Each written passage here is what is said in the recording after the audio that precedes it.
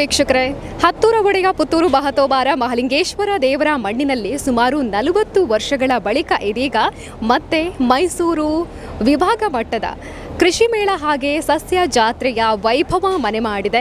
ನಮ್ಮ ಹತ್ತೂರಿನ ಜನರಿಗೆ ಕೂಡ ಕೃಷಿಯ ಬಗೆಗಿನ ವಿಚಾರಧಾರೆಗಳನ್ನು ಹಂಚಬೇಕು, ವಿಚಾರಧಾರೆಗಳು ತಿಳಿಬೇಕು ಅನ್ನುವಂಥ ಉದ್ದೇಶದಿಂದಾಗಿ ಸುಮಾರು 200ಕ್ಕಿಂತಲೂ ಅಧಿಕ ಸ್ಟಾಲ್ಗಳು ತೆರೆದುಕೊಂಡಿದೆ. ಇದರ ಜೊತೆಗೇನೆ ಕೃಷಿಗೆ ಸಂಬಂಧಿಸಿದ ವಿಚಾರಗೋಷ್ಠಿಗಳು ನಡೀತಾ ಇದೆ. ಜನವರಿ 10, 11, 12 ಹೀಗೆ 3 ದಿನಗಳ ಕಾಲ ಸಸ್ಯ ಜಾತ್ರೆ ಕೃಷಿ ಮೇಳೈಸಲಿಕ್ಕೆ ಇರುವಂಥದ್ದು. ಹಾಗಾಗಿ ಈ ಒಂದು ಕಾರ್ಯಕ್ರಮವನ್ನು ಆಯೋಜನೆ ಮಾಡಿದಂತಹ ಸಮಿತಿಯ ಜೊತೆಗೆ ಮಾತನಾಡಬೇಕು. ಈ ಒಂದು ಕಾರ್ಯಕ್ರಮವನ್ನು ಸಕ್ಸಸ್ ಆಗಿ ಆಯೋಜನೆ ಮಾಡಬೇಕು ಅಂತ ಹೇಳಿದರೆ ಇದರ ಹಿಂದಿನ ಶ್ರಮ ಪ್ರತಿಯೊಬ್ಬರಿಗೂ ಕೂಡ ಗೊತ್ತಾಗಬೇಕು. ಹಾಗಾಗಿ ಅಧ್ಯಕ್ಷರು ಏನು ಹೇಳ್ತಾರೆ, ಕಾರ್ಯದರ್ಶಿಗಳು ಏನು ಹೇಳ್ತಾರೆ, ಈ ಒಂದು ಕಾರ್ಯಕ್ರಮ ಆಯೋಜನೆ ಮಾಡಬೇಕು ಅಂತ ಹೇಳಿದರೆ ಇದರ ಹಿಂದಿನ ಪರಿಶ್ರಮ ಏನು, ಇವೆಲ್ಲವನ್ನ ಕೂಡ ಕೇಳ್ಕೊಂಡು ಬರೋಣ ಬನ್ನಿ. ಪುತ್ತೂರಿನಲ್ಲಿ ಮೈಸೂರು ವಿಭಾಗ ಮಟ್ಟದ ಕೃಷಿ ಮೇಳ ನಡಿಬೇಕು, ಹತ್ತೂರಿನ ಜನರಿಗೆ ಅನುಕೂಲ ಆಗಬೇಕು, ಕೃಷಿಕರಿಗೆ ಅನುಕೂಲ ಆಗಬೇಕು ಅಂತ ಹೇಳಿದರೆ ಇದರ ಹಿಂದೆ ಅವಿರತವಾಗಿ ಶ್ರಮಿಸಿದಂತಹ ವಿಜಯಕುಮಾರ್ ರೈಸರಿದ್ದಾರೆ. ಇವರು ದಕ್ಷಿಣ ಕನ್ನಡ ಜಿಲ್ಲಾ ಕೃಷಿಕ ಸಮಾಜ ಹಾಗೆಯೇ ಕೃಷಿ ಮೇಳ ಇದರ ಅಧ್ಯಕ್ಷರು. ಬನ್ನಿ ಮಾತಾಡ್ಸೋಣ. ನಮಸ್ತೆ ಸರ್. ನಮಸ್ತೆ. ಹೇಗಿದ್ದೀರಾ ಸರ್? ಚೆನ್ನಾಗಿದ್ದೀನಿ. ಎಷ್ಟು ಬ್ಯುಸಿ ಇದ್ದೀರಾ ಸರ್? ತುಂಬ ಬ್ಯುಸಿ. ಬಹುಶಃ ನನ್ನ ಮುಖ ನೋಡಿದರೆ ನಮಗೆ ಗೊತ್ತಾಗ್ಬೋದು. ಒಂದು 2 ದಿನದಿಂದ ತುಂಬ ಒತ್ತಡದಲ್ಲಿ ನಾವು ಕೆಲಸ ಮಾಡಿದ್ದೇವೆ. ಆದರೂ ಇವತ್ತು ವಿಶೇಷವಾದ ತೃಪ್ತಿ ಕೂಡ ಇದೆ. ಓಕೆ ಸರ್, ನಮ್ಮ ಪುತ್ತೂರಿನಲ್ಲಿ ಮೈಸೂರು ವಿಭಾಗ ಮಟ್ಟದ ಕೃಷಿ ಮೇಳ ಆಗ್ತಾ ಇದೆ ಅನ್ನುವಂಥದ್ದು ನಮಗೆ ಹೆಮ್ಮೆ. ಹಾಗಾಗಿ ಇದರ ಹಿಂದಿನ ಒಂದು ಶ್ರಮದ ಬಗ್ಗೆ ಹೇಳೋದಾದ್ರೆ, ಪ್ರಪ್ರಥಮ ಬಾರಿಗೆ ನಮ್ಮ ದಕ್ಷಿಣ ಕನ್ನಡ ಜಿಲ್ಲೆಯ ಈ ಪುತ್ತೂರಿನಲ್ಲಿ ಮೈಸೂರು ವಿಭಾಗ ಮಟ್ಟದ ಒಂದು ಅದ್ಧೂರಿಯ ಕೃಷಿ ಮೇಳ ಹಾಗೂ ಸಸ್ಯ ಜಾತ್ರೆಯನ್ನು ನಡೆಸ್ತಾ ಇರುವಂಥದ್ದು ಬಹುಶಃ ಕೃಷಿಕ ಸಮಾಜದ 30 ವರ್ಷಗಳ ಇತಿಹಾಸದಲ್ಲಿ ಪ್ರಥಮವಾಗಿದೆ.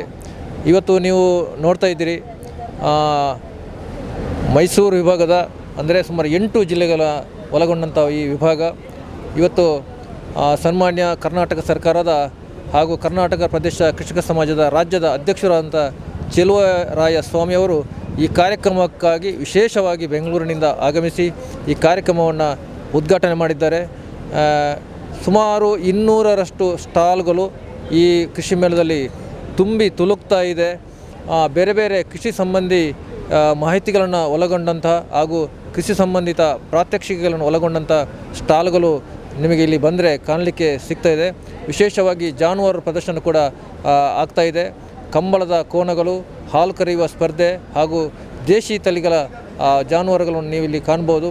ಹಾಗೆ ನಮ್ಮ ಜಿಲ್ಲೆಯ ಎಲ್ಲ ಸರ್ಕಾರಿ ಇಲಾಖೆಗಳ ಕೃಷಿ ಇಲಾಖೆ ಇರ್ಬೋದು, ತೋಟಗಾರಿಕೆ ಇರ್ಬೋದು, ರೇಷ್ಮೆ ಇರ್ಬೋದು, ಮೀನುಗಾರಿಕೆ ಇರ್ಬೋದು, ಬೇರೆ ಬೇರೆ ಇಲಾಖೆಗಳ ಸ್ಟಾಲ್ಗಳನ್ನು ಕೂಡ ಇಲ್ಲಿ ವೀಕ್ಷಣೆ ಮಾಡ್ಬೋದು. ಬಹುಶಃ ನನ್ನ ಲೆಕ್ಕ ಪ್ರಕಾರ ನಮ್ಮ ನಿರೀಕ್ಷೆ ಇರುವಂಥದ್ದು 3 ದಿನಗಳಲ್ಲಿ ಒಂದು 2 ಲಕ್ಷ ಸಂಖ್ಯೆ ಸೇರ್ಬೋದು ಅಂತ ನಿರೀಕ್ಷಿತ. ಆದರೆ ಇವತ್ತಿನ ಈ ಒಂದು ಟ್ರೆಂಡನ್ನು ನೋಡುವಾಗ ಪ್ರಥಮ ದಿನವೇ ಜನರು ತಂಡೋಪತಂಡವಾಗಿ ಈ ಕೃಷಿ ಮೇಳಕ್ಕೆ ಬೇರೆ ಬೇರೆ ಜಿಲ್ಲೆಗಳಿಂದ ಆಗಮಿಸ್ತಾ ಇದ್ದಾರೆ. ಬಹುಶಃ ನಾಳೆಯ ದಿನ ಆದಿತ್ಯವಾರ ಒಂದು 2 ಲಕ್ಷದಷ್ಟು ಜನ ಬರುವಂಥ ದೊಡ್ಡ ಮಟ್ಟದ ನಿರೀಕ್ಷೆ ನಮಗೆ ಕಾಣ್ತಾ ಇದೆ.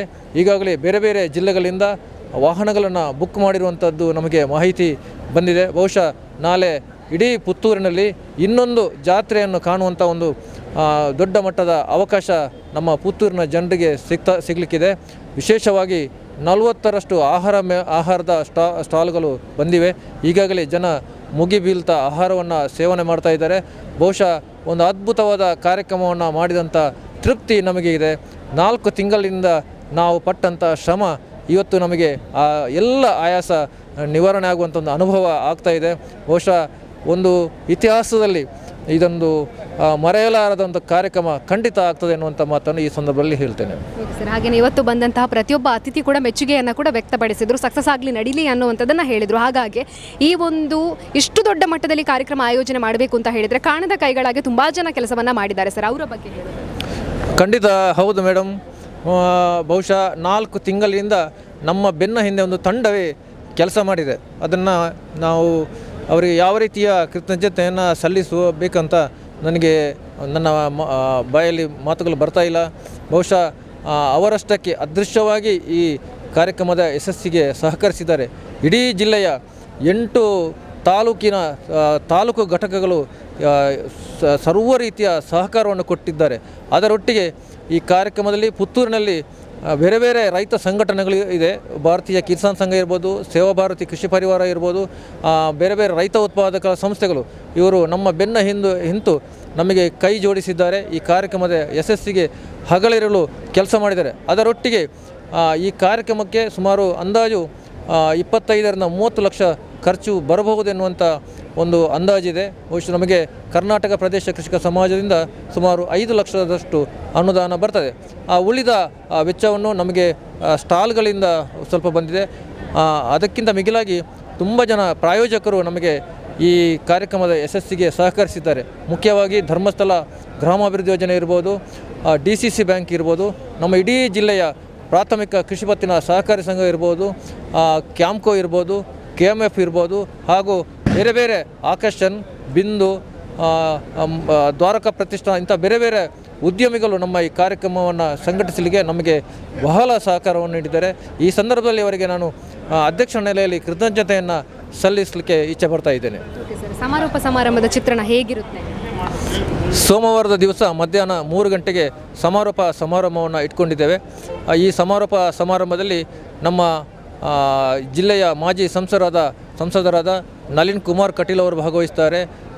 ಅಲ್ಲದೆ ಆಳ್ವಾ ಶಿಕ್ಷಣ ಸಂಸ್ಥೆಯ ಡಾಕ್ಟರ್ M. ಮೋಹನ್ ಆಳ್ವಾ ಇವರು ಈ ಕಾರ್ಯಕ್ರಮಕ್ಕೆ ಆಗಮಿಸಲಿಕ್ಕಿದ್ದಾರೆ.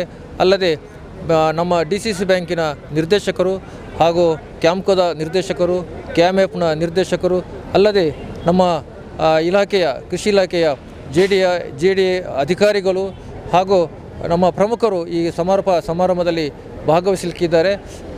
ಸೋಮವಾರ ಮಧ್ಯಾಹ್ನ 3 ಗಂಟೆಗೆ ಈ ಕಾರ್ಯಕ್ರಮ ಪ್ರಾರಂಭ ಆಗ್ತಿದೆ. ಸೋಮವಾರ ಅಂದಾಜು ಸಂಜೆ ಹೊತ್ತಿಗೆ 8 ಗಂಟೆಗೆ ಈ ಕೃಷಿ ಮೇಳವನ್ನು ನಾವು ಮುಕ್ತಾಯ ಮಾಡಲಿಕ್ಕಿದ್ದೇವೆ. ಎಲ್ಲ ರೈತರು ಹೆಚ್ಚಿನ ಸಂಖ್ಯೆಯಲ್ಲಿ ಭಾಗವಹಿಸಬೇಕಂತ ಈ ಸಂದರ್ಭದಲ್ಲಿ ವಿನಂತಿಯನ್ನು ಮಾಡ್ತಾ ಇದ್ದೇನೆ. ಓಕೆ ಸರ್, ಈ ಕಾರ್ಯಕ್ರಮ ಸಕ್ಸಸ್ ಆಗಿ ನಡೀಲಿ. ನಿಮ್ಮ ಅಧ್ಯಕ್ಷತೆಯಲ್ಲಿ ಇನ್ನಷ್ಟು ಕಾರ್ಯಕ್ರಮಗಳು ಆಯೋಜನೆ ಆಗಲಿ, ಕೃಷಿಕರಿಗೆ ಅನುಕೂಲ ಆಗಲಿ ಅಂತ ನಾವು ಆಶಿಸ್ತೀವಿ sir. Thank you so much sir. ಧನ್ಯವಾದ. ದಕ್ಷಿಣ ಕನ್ನಡ ಜಿಲ್ಲಾ ಕೃಷಿಕ ಸಮಾಜ ಹಾಗೆಯೇ ಕೃಷಿ ಮೇಳ ಇದರ ಪ್ರಧಾನ ಕಾರ್ಯದರ್ಶಿಗಳಾಗಿರುವಂತಹ ರಾಕೇಶ್ ಕುಮಾರ್ ಕೆಡೆಂಜಿ ಸರ್ ಇದ್ದಾರೆ. ಬನ್ನಿ ಮಾತಾಡ್ಸೋಣ. ನಮಸ್ತೆ ಸರ್. ನಮಸ್ತೆ. ಪ್ರಥಮ ದಿನ ಸರ್, ಕಾರ್ಯಕ್ರಮ ಸಕ್ಸಸ್ ಆಗ್ತಾ ಇದೆ ಅನ್ನುವಂಥದ್ದು ಜನ ಬರೋದನ್ನು ನೋಡಿದಾಗನೇ ಕಾಣ್ತಾ ಇದೆ ಸರ್. ಹಾಗಾಗಿ ಈ ಒಂದು ಸಂಭ್ರಮದ ಬಗ್ಗೆ ಹೇಳೋದಾದ್ರೆ ಖಂಡಿತವಾಗಿಯೂ ನಾವು ನಿರೀಕ್ಷೆ ಮಾಡಿದ್ದಕ್ಕಿಂತಲೂ ಹೆಚ್ಚಿನ ಮಟ್ಟದಲ್ಲಿ ಇದು ಯಶಸ್ಸು ಕಾಣ್ತಾ ಇದೆ. ಸುಮಾರು 250ಕ್ಕೂ ಹೆಚ್ಚು ಸ್ಟಾಲನ್ನು ಹಾಕುವಾಗ ಹೆದರಿಕೆ ಇತ್ತು, ಈ ಸ್ಟಾಲ್ಗಳು ಭರ್ತಿ ಆಗ್ತಾವ ಅಂತೇಳಿ. ನಮ್ಮ ಸಭಾ ಕಾರ್ಯಕ್ರಮ ಮಧ್ಯ ಸಂದರ್ಭದಲ್ಲಿ ನಮ್ಮ ಈ ಸ್ಟಾಲ್ನ ಉಸ್ತುವಾರಿಯನ್ನು ನೋಡಿಕೊಳ್ತಾ ಇದ್ದಂಥ ರೈತ ಕುಡ್ಲ ಪ್ರತಿಷ್ಠಾನದ ಭರತ್ರಾಜ್ ಮತ್ತು ಸುಹಾಸ್ ಮರಿಗೆ ಬಂದು ಹೇಳಿದರು, ಎಲ್ಲ ಸ್ಟಾಲ್ಗಳು ಫುಲ್ಲಾಗಿದೆ, ಇನ್ನೂ ಜನ ಬರ್ತಾ ಇದ್ದಾರೆ, ಎಲ್ಲೆಲ್ಲಿ ಜಾಗ ಇದೆ ಅಲ್ಲಿ ವ್ಯವಸ್ಥೆ ಮಾಡ್ತಾ ಇದ್ದೇವೆ ಅಂತೇಳಿ. ಮತ್ತು ಜನಗಳು ಕೂಡ ಆಸಕ್ತಿಯಿಂದ ಬರ್ತಾ ಇದ್ದಾರೆ. ಇದೊಂದು ವಿಶೇಷ ಕಾರ್ಯಕ್ರಮ ಆದ ಕಾರಣ ಅತ್ಯಂತ ನಮ್ಮ ಶ್ರಮಕ್ಕೆ ಒಂದು ಸಾರ್ಥಕತೆ ಆಗಿದೆ ಅಂತೇಳಿ ಖುಷಿಯಲ್ಲಿದ್ದೇವೆ ನಾವು. ಓಕೆ ಸರ್, ಹಾಗೆಯೇ ಕೃಷಿಕರಿಗೆ ಅನುಕೂಲವಾಗುವಂಥ ಗೋಷ್ಠಿಗಳೆಲ್ಲ ಇದೆ ಸರ್, ಅದರ ಬಗ್ಗೆ ಮಾಹಿತಿ. ನಾವು 3 ದಿನಗಳ ಕಾಲದ ಕೃಷಿ ಮೇಳ ಮಾಡಬೇಕು ಅಂತ ಯೋಚನೆಯನ್ನು ಮಾಡಿದೆವು. ನಮ್ಮ ರಾಜ್ಯದಿಂದ ಹೇಳುವಾಗ 1 ಅಥವಾ 2 ದಿನದಲ್ಲಿ ಮುಗಿಸ್ಬೋದು ಅನ್ನೋ ಸೂಚನೆ ಕೊಟ್ಟಿದ್ದರು. ಇಲ್ಲ, ನಮಗೆ 3 ದಿನಗಳ ಕಾರ್ಯಕ್ರಮ ಬೇಕು ಅಂತೇಳಿ ಜಿಲ್ಲಾ ಕೃಷಿಕ ಸಮಾಜದಲ್ಲಿ ವಿಜಯಕುಮಾರಯ್ಯವರ ನೇತೃತ್ವದ ಅಧ್ಯಕ್ಷತೆಯಲ್ಲಿ ಸನ್ಮಾನ್ಯ ಈ ಕ್ಷೇತ್ರದ ಶಾಸಕರಾಗಿರುವಂಥ ಅಶೋಕ್ ಕುಮಾರಯ್ಯವರ ಗೌರವಾಧ್ಯಕ್ಷತೆಯಲ್ಲಿ ಕ್ಷೇತ್ರದ ಮಾಜಿ ಶಾಸಕರು ಮತ್ತು ಕೃಷಿಕ ಸಮಾಜವನ್ನು ಭಾಳಷ್ಟು ವರ್ಷಗಳ ಕಾಲ ಅದರ ಪದಾಧಿಕಾರಿಯಾಗಿ ಅಧ್ಯಕ್ಷರಾಗಿ ಕೆಲಸ ಮಾಡಿದಂಥ ಸಂಜೀವ ಮಠಂದೂರವರ ಮಾರ್ಗದರ್ಶನದ ಮುಖಾಂತರವಾಗಿ, ಪದ್ಮನಾಭ ರೈಕಲಡ್ಕ ಅವರ ಸಲಹೆ ಮುಖಾಂತರವಾಗಿ ನಾವು 3 ದಿನಗಳ ಕಾಲದ ಕೃಷಿ ಮೇಳವನ್ನು ಆಯೋಜನೆ ಮಾಡಿದೆವು. ಪ್ರಥಮ ದಿನ 10ನೇ ತಾರೀಕಿಗೆ ನಾವು ಗೇರು ಕೃಷಿಯಲ್ಲಿ ತಾಂತ್ರಿಕತೆ ಎನ್ನುವಂಥ ವಿಚಾರವನ್ನು ಇಟ್ಟುಕೊಂಡಿದ್ದೇವೆ. ಗೇರು ಕೃಷಿಗೆ ಪ್ರೋತ್ಸಾಹ ತುಂಬಬೇಕು ಅಂತ ನಿಟ್ಟಿನಲ್ಲಿ ಅದರಲ್ಲಿ ನಮ್ಮ ಗೇರು ಸಂಶೋಧನಾ ಕೇಂದ್ರದ ಮೊಟ್ಟೆದರ್ಕದ ವಿಜ್ಞಾನಿಗಳಿರ್ತಾರೆ. ವಿಶೇಷವಾಗಿ ಗೇರು ಕೃಷಿಯಲ್ಲಿ ಸಾಧನೆ ಮಾಡಿದಂಥ ಸಾಧಕ ರೈತ, ರಾಷ್ಟ್ರಮಟ್ಟದ ಪ್ರಶಸ್ತಿ ಚಿನ್ನದ ಪದಕವನ್ನು ಪಡೆದಂಥ ಕಡಮಜಲ ಸುಭಾಷ್ ರೈ ಅವರು ಅನುಭವದ ಮಾತುಗಳನ್ನು ಹಂಚಿಕೊಳ್ಳಿಕ್ಕಿದ್ದಾರೆ. ನಾಳೆ 2ನೇ ದಿನ ಕಾರ್ಯಕ್ರಮ ಇರುವಂಥದ್ದು. ಬೆಳಿಗ್ಗೆ ಕಾರ್ಯಕ್ರಮ ಇದೆ. 10 ಗಂಟೆಯಿಂದ 12 ಗಂಟೆವರೆಗೆ ಇರುತ್ತದೆ. ಅಡಿಕೆ ಮತ್ತು ಕಾಳು ಮೆಣಸಿನ ಬೆಳೆಗಳಲ್ಲಿ ನೂತನ ತಾಂತ್ರಿಕತೆಗಳು ಮತ್ತು ತೋಟಗಾರಿಕೆ ಬೆಳೆಗಳಲ್ಲಿ ನೀರಿನ ನಿರ್ವಹಣೆ ಎನ್ನುವಂಥ ಒಂದು ವಿಶೇಷವಾದಂಥ ಕಾರ್ಯಕ್ರಮ. ಬಹಳ ಆಸಕ್ತಿ ಮತ್ತು ಬೇಡಿಕೆ ಇರುವಂಥದ್ದೊಂದು ಗೋಷ್ಠಿ ಇದೆ. CPCRIನ ವಿಜ್ಞಾನಿಗಳು ಇರ್ತಾರೆ. ಸುರೇಶ್ ಬಳ್ನಾಡು ಈ ಭಾಗದಲ್ಲಿ ಕಾಳು ಮೆಣಸಿನ ಕೃಷಿಯಲ್ಲಿ ಕ್ರಾಂತಿಯನ್ನು ಮಾಡಿ ಹಲವಾರು ಜನಕ್ಕೆ ಪ್ರೇರಣೆ ಮಾಡಿದವರು, ಅವರು ಬರ್ತಾರೆ. ಪಳ್ಳತರ್ಕ ಅನಂತರಾಮಕೃಷ್ಣ ಸಾಧಕ ಕಾಳು ಮೆಣಸು ಕೃಷಿಕರು ಕೂಡ ಮಾಹಿತಿಯನ್ನು ಹಂಚಿಕೊಳ್ಳಿಕ್ಕಿದ್ದಾರೆ. ನಾಳೆ ಮಧ್ಯಾಹ್ನ ಮೇಲೆ ಕಾಫಿ, ಹಣ್ಣು ಮತ್ತು ಇನ್ನಿತರ ಪರ್ಯಾಯ ಬೆಳೆಗಳು, ಅಡಿಕೆಗೆ ಒಂದಷ್ಟು ಇವತ್ತು ರೋಗಗಳು ಸವಾಲು ಇರುವ ಕಾರಣಕ್ಕೋಸ್ಕರ ಒಂದಷ್ಟು ಪರ್ಯಾಯ ಬೆಳೆಗಳು ರೈತರು ಹುಡುಕುತ್ತಾ ಇರುವಂಥ ಸಂದರ್ಭದಲ್ಲಿ ಅವರ ಆಸಕ್ತಿಗೆ ಅನುಗುಣವಾಗಿ ಈ ಗೋಷ್ಠಿಯನ್ನು ಇಟ್ಟುಕೊಂಡಿದ್ದೇವೆ. ಕಾಫಿ ಬೋರ್ಡ್ ಚಟ್ಟಳ್ಳಿಯ ವಿಜ್ಞಾನಿಗಳು ಇರ್ತಾರೆ. ಸಾಧಕ ಕಾಫಿ ಬೆಳೆ ಮತ್ತು ಕಾಳುಮೆಣಸು ಬೆಳೆಯಲ್ಲಿ ಸಾಧಕರಾಗಿರುವಂಥ ಅಜಿತ್ ಪ್ರಸಾದ್ ರೈ ಅವರು, ಚಂದ್ರಶೇಖರ್ ತಾಳ್ತಜೆ ಮತ್ತು ಸಾಧಕ ಹಣ್ಣಿನ ಬೆಳೆಗಳ ಕೃಷಿಕನಾಗಿರುವಂಥ KP ಮೊಹಮ್ಮದ್ ಸಾದಿಕ್ ಅವರು ತಮ್ಮ ಅನುಭವದ ಮಾತುಗಳನ್ನಾಗಿ ಹಂಚಿಕೊಳ್ಳಿಕ್ಕಿದ್ದಾರೆ. 12ನೇ ತಾರೀಕು 3ನೇ ದಿನ ಸೋಮವಾರ ಬೆಳಗ್ಗೆ ಅವಧಿಯಲ್ಲಿ ಒಂದು ಗೋಷ್ಠಿ ಇದೆ. ಭತ್ತದ ಕೃಷಿ ಮತ್ತು ಮಣ್ಣು ಪರೀಕ್ಷೆಯ ಮಹತ್ವ. ಭತ್ತದ ಕೃಷಿ ಇವತ್ತು ಭಾಳ ಅಳಿವಿನಂಚಿನಲ್ಲಿ ಈ ಭಾಗದಲ್ಲಿರುವ ಕಾರಣಕ್ಕೋಸ್ಕರ ಯುವಜನರಿಗೆ ಅದನ್ನು ಆಸಕ್ತಿ ಬರುವ ನಿಟ್ಟಿನಲ್ಲಿ ಈ ಗೋಷ್ಠಿಯನ್ನು ಆಯೋಜನೆ ಮಾಡಿದ್ದೇವೆ. ಮತ್ತು ಮಣ್ಣು ಪರೀಕ್ಷೆಯ ಮಹತ್ವ ಬೇಕು ಎನ್ನುವುದನ್ನು ಪೂಜ್ಯ ಕಾವಂದರು, ಶ್ರೀ ಕ್ಷೇತ್ರ ಧರ್ಮಸ್ಥಳದ ಕಾವಂದರು ಮತ್ತು ಅವರ ತಮ್ಮ ಹರ್ಷೇಂದ್ರ ಅವರು ಹೇಳಿದರು, ಅದನ್ನು ನೀವು ಆಯೋಜನೆ ಮಾಡಲೇಬೇಕು ಅಂತೇಳಿ. ಹಾಗಾಗಿ ಮಣ್ಣು ಪರೀಕ್ಷೆ ಮತ್ತು ಅದಕ್ಕೆ ಏನು ಪೋಷಕಾಂಶಗಳ ಕೊರತೆ ಇದೆ ಅದರ ಬಗ್ಗೆ ಮಾಹಿತಿ ನೀಡುವಂಥ ಗೋಷ್ಠಿ ಇದೆ. ಇದರಲ್ಲಿ KVK ಮಂಗಳೂರಿನ ವಿಜ್ಞಾನಿಗಳು ಮತ್ತು AP ಸದಾಶಿವ ಮರಿಕೆ ಸಾವಯವ ಕೃಷಿಯಲ್ಲಿ ಭಾಳಷ್ಟು ವರ್ಷಗಳಿಂದ ಕೆಲಸವನ್ನು ಮಾಡ್ತಾ ಸಾಧನೆ ಮಾಡಿದರು, ಅವರು ಕೂಡ ಇರ್ತಾರೆ. ಹಾಗಾಗಿ ಈ ಎಲ್ಲ ಗೋಷ್ಠಿಗಳು ಇರ್ತದೆ ಮತ್ತು ವಿಶೇಷವಾಗಿ ರೈತರಿಗೆ ಎಲ್ಲ ವಿಚಾರಗಳು ಇವತ್ತಿನ ನಮ್ಮ ಈ ಸ್ಟಾಲ್ಗಳಲ್ಲಿ ಸಿಗ್ತವೆ. ಯಾಕಂತ ಕೇಳಿದರೆ ಅದನ್ನು ಯೋಜನೆ ಮಾಡುವಾಗ ಆ ರೀತಿಯಲ್ಲಿ ರೈತ ಕುಟ್ಲ ಪ್ರತಿಷ್ಠಾನ ಮತ್ತು ನಮ್ಮ ಜೊತೆ ಸುದ್ದಿ ಮಾಹಿತಿ ಟ್ರಸ್ಟ್ ಮತ್ತು ಸುದ್ದಿ ಅರಿವು ಕೇಂದ್ರದವರು ಕೂಡ ಅವರು ಮಾಡಿದಂಥ ಸಸ್ಯ ಜಾತ್ರೆಯ ಅನುಭವವನ್ನು ದಾರಿ ಎರೆದಿದ್ದಾರೆ. ಹಾಗಾಗಿ ಅವರ ಸಲಹೆ ಸಹಕಾರಗಳೆಲ್ಲವೂ ಕೂಡ ನಮ್ಮ ಸ್ಟಾಲನ್ನು ಅತ್ಯಂತ ವ್ಯವಸ್ಥಿತ ರೀತಿಯಲ್ಲಿ ಮಾಡಲಿಕ್ಕೆ ಸಹಕಾರಿಯಾಯಿತು. ರೈತ ಕುಟ್ಲ ಪ್ರತಿಷ್ಠಾನ ಮತ್ತು ಸುದ್ದಿಯವರನ್ನು ಕೂಡ ಈ ಸಂದರ್ಭದಲ್ಲಿ ನಾವು ಭಾಳ ವಿಶೇಷವಾಗಿ ಈ ಸಂದರ್ಭದಲ್ಲಿ ನಾವು ಸ್ಮರಿಸಿಕೊಳ್ತಾ ಇದ್ದೇವೆ. ಅವರಿಗೆ ನಾವು ಕೃತಜ್ಞರಾಗಿದ್ದೇವೆ. ಒಂದೇ ಥರದ ಸ್ಟಾಲ್ಗಳಿಲ್ಲ, ಒಂದು ವಿಚಾರಕ್ಕೆ ಸಂಬಂಧಪಟ್ಟ 4 ರಿಂದ 5 ಸ್ಟಾಲ್ಗಳು ಮಾತ್ರ, ಎಲ್ಲ ಕೂಡ ವೆರೈಟಿಗಳಿದ್ದಾವೆ. ಇದು ರೈತರಿಗೆ ಭಾಳ ಒಳ್ಳೆಯ ಮಾಹಿತಿಯನ್ನು ಕೊಡುವಂಥ ಕೃಷಿ ಮೇಳ ಆಗಿದೆ ಎನ್ನುವಂಥದ್ದು ನಮ್ಮ ಸಾರ್ಥಕತೆಯ ಮಾತುಗಳು ಅಂತ ಹೇಳಲಿಕ್ಕೆ ಇಚ್ಛೆಪಡ್ತೇನೆ. ಓಕೆ ಸರ್, ಈ ಹಿಂದೆ ಕೂಡ ತುಂಬ ಸಲ ಆಮಂತ್ರಣವನ್ನು ಕೊಟ್ಟಿದ್ದೀರಾ ಪ್ರತಿಯೊಬ್ಬರಿಗೆ ಕೂಡ. ಹಾಗಾಗಿ ಈಗ ಉದ್ಘಾಟನೆ ಆಗಿದೆ, ಆ ಬಳಿಕ ಕೂಡ ಪ್ರೀತಿಯಿಂದ ಇನ್ನು 2 ದಿನ ಕೂಡ ನಡೀಲಿಕ್ಕೆ ಉಂಟಲ್ಲ ಸರ್, ಹಾಗಾಗಿ ಪ್ರೀತಿಯಿಂದ ವೀಕ್ಷಕರಿಗೆ ಆಮಂತ್ರಿಸ್ತೇವೆ. ವೀಕ್ಷಕರೇ, ನಮಗೆ ಒಂದು ನೋವಿದೆ, ಕೊರಗಿದೆ. ಎಲ್ಲ ಕೃಷಿಕರನ್ನು ಮುಟ್ಲಿಕ್ಕೆ ಆಗಲಿಲ್ಲ, ಎಲ್ಲ ಸಂಘ ಸಂಸ್ಥೆಗಳನ್ನು ಮುಟ್ಲಿಕ್ಕೆ ಆಗಲಿಲ್ಲ, ಎಲ್ಲ ಜನನಾಯಕರನ್ನು ವಿವಿಧ ಹಂತದ ನಾಯಕರನ್ನು ಮುಟ್ಲಿಕ್ಕೆ ಸಾಧ್ಯ ಆಗಲಿಲ್ಲ. ಆದರೆ ಇವತ್ತು ಸುದ್ದಿ ಮಾಧ್ಯಮದ ಮುಖಾಂತರವಾಗಿ, ಅತ್ಯಂತ ಪ್ರಚಲಿತ ಇರುವಂಥ ಸುದ್ದಿ ಮಾಧ್ಯಮದ ಮುಖಾಂತರವಾಗಿ ನಾನು ವಿನಂತಿಯನ್ನು ಮಾಡಿಕೊಳ್ತಾ ಇದ್ದೇನೆ. ಇವತ್ತು 10ನೇ ತಾರೀಕು ಕಾರ್ಯಕ್ರಮ ಇದೆ, ನಾಳೆ 11ನೇ ತಾರೀಕು ಆದಿತ್ಯವಾರ ಇದೆ, ಭಾಳ ಬಿಡುವು ಇರುವಂಥ ದಿನ. 12ನೇ ತಾರೀಕು ಎಲ್ಲ ಕೃಷಿಕರು ಸೋಮವಾರ ಪೇಟೆಗೆ ಬರುವಂಥ ದಿನ. ಈ 3 ದಿನಗಳಲ್ಲಿ ಕೂಡ ಎಲ್ಲ ಕೃಷಿಕರು ಬರಬೇಕು ಅಂತೇಳಿ ನಮ್ಮಲ್ಲಿಂದ ಏನಾದರೂ ಆಮಂತ್ರಣ ಕೊಡುವಲ್ಲಿ ಅಸಾಧ್ಯ ಆಗದೆ ಅನಾನುಕೂಲ ಆಗಿದ್ದಕ್ಕೆ ಕ್ಷಮೆಯನ್ನು ಯಾಚಿಸ್ತಾ ಎಲ್ಲ ಕೃಷಿಕರು ಬಂದು ಈ ಕೃಷಿ ಮೇಳವನ್ನು ಭಾಗವಹಿಸಬೇಕು, ವಿಸಿಟ್ ಮಾಡಬೇಕು ಮತ್ತು ನಮಗೆ ಮುಂದಿನ ದಿನಗಳಲ್ಲಿ ಇದಕ್ಕಿಂತಲೂ ಹೆಚ್ಚಿನ ರೀತಿಯಲ್ಲಿ ನಿರ್ವಹಿಸಲಿಕ್ಕೆ ಸಲಹೆ ಸೂಚನೆಗಳನ್ನು ಕೊಡಬೇಕು. ಕರ್ನಾಟಕ ಪ್ರದೇಶ ಕೃಷಿಕ ಸಮಾಜದಿಂದ ನಾವು ಜಿಲ್ಲಾ ಕೃಷಿಕ ಸಮಾಜದ ವತಿಯಿಂದ ಮೈಸೂರು ವಿಭಾಗದ 8 ಜಿಲ್ಲೆಗಳ ಈ ಕೃಷಿ ಮೇಳವನ್ನು ಪ್ರಥಮ ಬಾರಿಗೆ ಜಿಲ್ಲೆಯಲ್ಲಿ ಆಯೋಜನೆ ಮಾಡ್ತಾ ಇರುವುದು ಅದು ಪುತ್ತೂರಲ್ಲಿ ನಡೀತಾ ಇದೆ. ಹಾಗಾಗಿ ಎಲ್ಲರೂ ಮತ್ತೊಮ್ಮೆ ಬರಬೇಕು ಎನ್ನುವಂಥ ವಿನಂತಿಯನ್ನು, ಪ್ರಾರ್ಥನೆಯನ್ನು, ಆಹ್ವಾನವನ್ನು ಕೊಡ್ತಾ ಇದ್ದೇನೆ.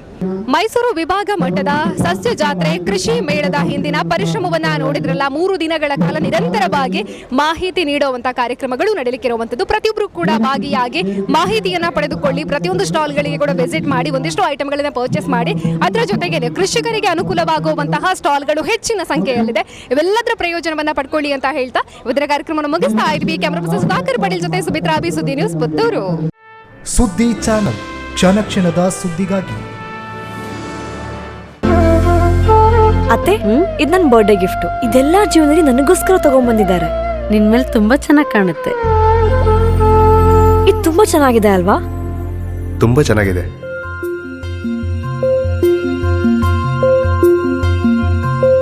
It will look really good on you. Amma? Huh? Mother is always son's first love.